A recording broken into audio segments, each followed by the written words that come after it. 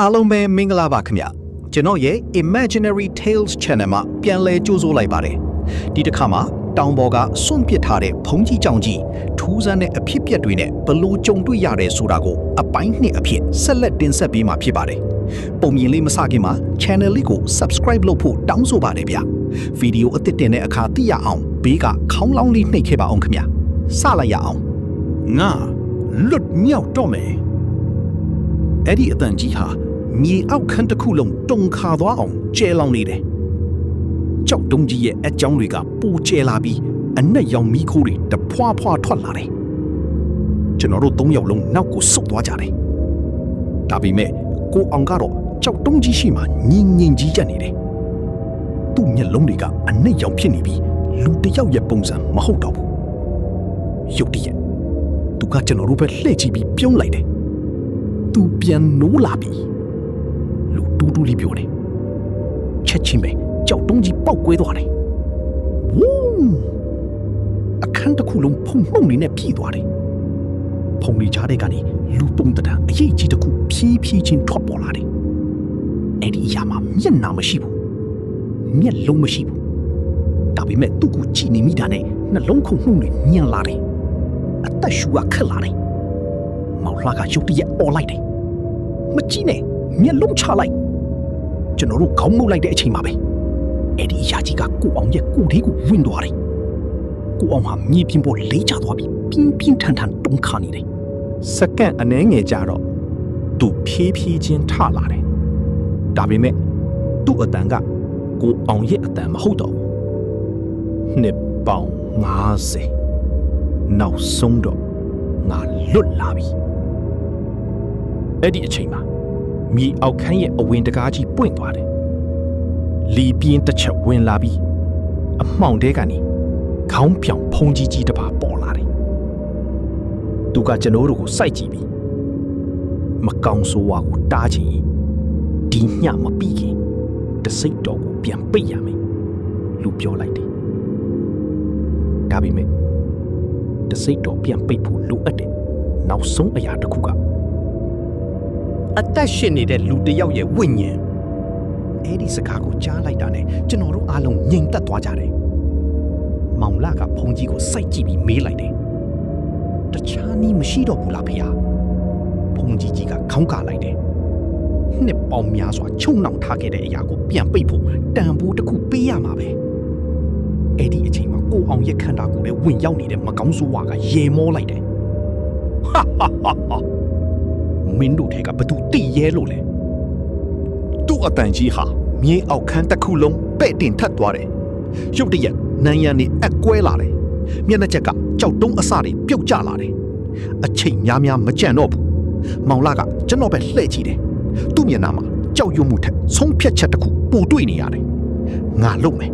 လို့သူကတိုးတိုးလေးပြောလိုက်တယ်မင်းယူနေလားလို့ကျွန်တော်អော်လိုက်တယ်ဒါပေမဲ့မောင်လာကပြုံးတယ်ငါတို့ဒီနေရာကိုအတူတူရောက်လာတာအတူတူပြန်ထွက်ရမယ်သူကဖုံးကြီးရှိရှောက်သွားတယ်အဲ့ဒီအချိန်မှာပဲကိုအောင်ရဲ့ခန္ဓာကိုယ်ကနေအနက်ရောင်အရေးကြီးထွက်ပေါ်လာပြီးမောင်လှစီခုံဝင်လာတယ်တတိထားလို့ကျွန်တော်អော်လိုက်တယ်ဒါပေမဲ့နောက်ကျသွားပြီ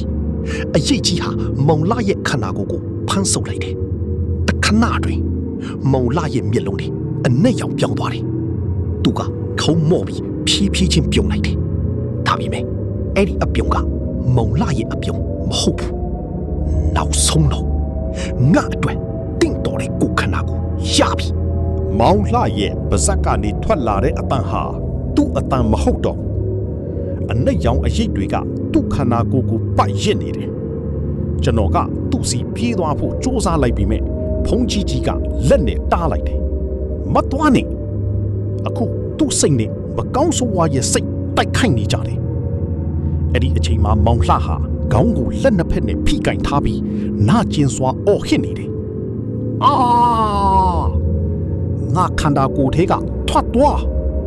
တစ်ဖက်ကလည်းကြောက်စရာအတန်ကြီးနဲ့ပြန်ပြောတယ်ဒီခန္ဓာကိုယ်ကငါဟာဖြစ်သွားပြီမီးအောက်ခန်းတစ်ခုလုံးတုံခါနေတယ်နိုင်ရန်တွေအကွဲလာတယ်မျက်နှာချက်ကကြောက်တုံးကြီးတွေပြုတ်ကျလာတယ်ရုတ်တရက်မောင်လှရဲ့မျက်လုံးတစ်ဖက်က ပုံမှန်အယောင်ပြန်ဖြစ်လာတယ်သူကကျွန်တော်ဘက်လှည့်ကြည့်ပြီးအော်လိုက်တယ်အခုမြန်ဖုန်ကြီးကချစ်ချင်းနားလေသွားတယ်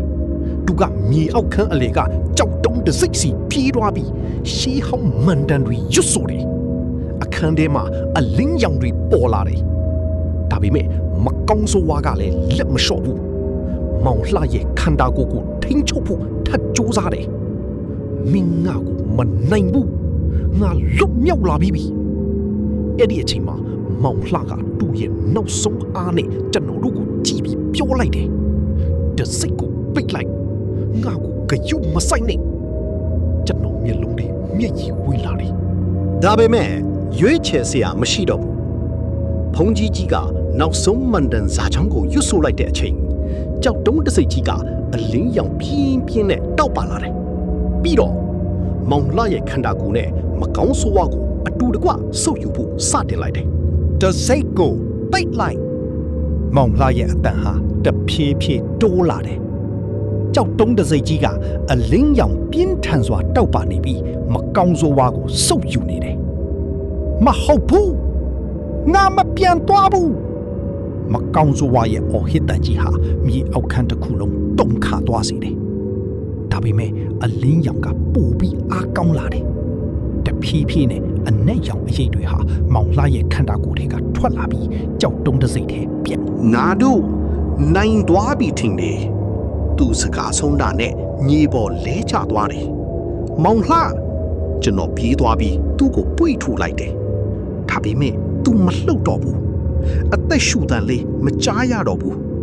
ကျွန်တော်နှလုံးသားထဲမှာဟာတာကြီးဖြစ်သွားတယ်အဲ့ဒီအချိန်မှာဖုန်ကြီးကတစိတ်ရှိမှမတ်တရက်နေပြီးတိုးလေးပြောလိုက်တယ်သူကအားလုံးကိုကယ်တင်ခဲ့တာရုတ်တရက်တစိတ်ကြီးပေါ်မှာအကြောင်းတီးလေးတစ်ချောင်းပေါ်လာတယ်ကြောက်ဆိုပြီးအတန်တီးလေးထွက်လာတယ်ဖုန်ကြီးရဲ့မျက်နှာကချက်ချင်းပြောင်းလဲသွားတယ်သူကအကြောင်းကိုစိုက်ကြည့်ပြီးတိုးလေးပြောလိုက်တယ်မဖြစ်နိုင်ဘူးဒါကလုံးဝမဖြစ်နိုင်ဘူးကျွန်တော်တို့ကြည့်လိုက်တော့အကြောင်းလေးထဲကအနက်ရောင်မီးခိုးမြင်တီးလေးတစ်ခုဖြည်းဖြည်းချင်းထွက်လာနေတယ်ပြီးတော့မောင်လှရဲ့လက်ချောင်းတစ်ချောင်းကရုတ်တရက်လှုပ်သွားတယ်ကျွန်တော်နဲ့ကိုအောင်နှစ်ယောက်လုံးအံ့ဩသွားကြတယ်မောင်လှလို့ကျွန်တော်ခေါ်လိုက်တယ်ခဏအကြာမှာသူ့မျက်လုံးတွေဖြည်းဖြည်းချင်းပွင့်လာတယ်ဒါပေမဲ့သူ့မျက်လုံးတွေထဲမှာထူးဆန်းတဲ့အနက်ရောင်အရိပ်တစ်ခုဖြတ်ပြေးသွားတာကိုကျွန်တော်မြင်လိုက်ရတယ်မင်းအဆင်ပြေရဲ့လားလို့ကျွန်တော်မေးလိုက်တယ်မောင်လှကဘာမှမပြောဘဲထိုင်လိုက်တယ်သူ့မျက်နှာကပုံမှန်အတိုင်းပဲဒါပေမဲ့တခုခုတော့မမှန်ဘူးအဲ့ဒီအချိန်မှာဖုန်ကြီးကကြောက်တုံးတစိတ်ကိုစစ်ဆေးနေတယ်ယူတရက်သူ့မျက်နှာဖြူဖြော့သွားတယ်မကောင်းတော့ဘူးဘာဖြစ်လို့လဲဖေ။လို့ကျွန်တော်မေးလိုက်တယ်ဖုန်ကြီးကဖြည်းဖြည်းချင်းလှည့်လာပြီးပြောတယ်မကောင်းဆိုးဝါးတစ်ကောင်လုံးကိုပြန်မချုပ်နိုင်ခဲ့ဘူးသူ့ရဲ့ဝိညာဉ်အစိတ်ပိုင်းတစ်ခုထွက်ပြေးသွားတယ်အဲ့ဒီစကားကိုကြားလိုက်တာနဲ့ညီအောက်ခန်းတစ်ခုလုံးတိတ်ဆိတ်သွားတယ်ဘေးကူထွက်ပြေးသွားတာလေဖုန်ကြီးကဘာမှမဖြေဘူးသူ့မျက်လုံးတွေကမောင်လှစီကိုပဲစိုက်ကြည့်နေတယ်ကျွန်တော်ရင်ထဲအီးကနေဖြစ်သွားတယ်ဖေ။ဆိုလိုတာကစကားမဆုံးခင်မောင်လှကခေါင်းကိုဖြည်းဖြည်းချင်းမော့လိုက်တယ်ပြီးတော့သူ့မျက်လုံးနှစ်ဖက်လုံးအနက်ရောင်ဖြစ်သွားတယ်ဟာရင်းနှီးတဲ့ရေတံကြီးတစ်ခုထွက်လာတယ်အဲ့ဒီအတန်ဟာမကောင်းဆိုးဝါးရဲ့အတန်ပဲမင်းတို့ထင်နေတာအားလုံးပြီးသွားပြီလို့လားရုတ်တရက်ညီအောက်ခန်းတစ်ခုလုံးမှောင်မဲသွားတယ်ကျွန်တော်တို့ရဲ့မီးတုပ်တွေအကုန်ပိတ်သွားတယ်အမှောင်ထဲမှာမျက်လုံးနီနှလုံးသားပေါ်နေတယ်ပြီးတော့အဲ့ဒီမျက်လုံးတွေကကျွန်တော်တို့စီဖြည်းဖြည်းချင်းနီးလာနေတယ်ဒီနေ့အပိုင်းကိုဒီမှာပဲရပ်နှားလိုက်ပါတယ်မောင်လှရဲ့ခန္ဓာကိုယ်ထဲမှာတကယ်ပဲမကောင်းဆိုးဝါးကြံနေသေးတာလားအဖြေကိုတော့နောက်အပိုင်းမှာဆက်လက်နားဆင်ရမှာဖြစ်ပါတယ်ဇလန်းကိုသဘောကျတယ်ဆိုရင် like share subscribe လုပ်ထားဖို့မမေ့ပါနဲ့ နောက်အပိုင်းမှာပြန်ဆောင်ကြမယ်ကောင်းတော့ညပါ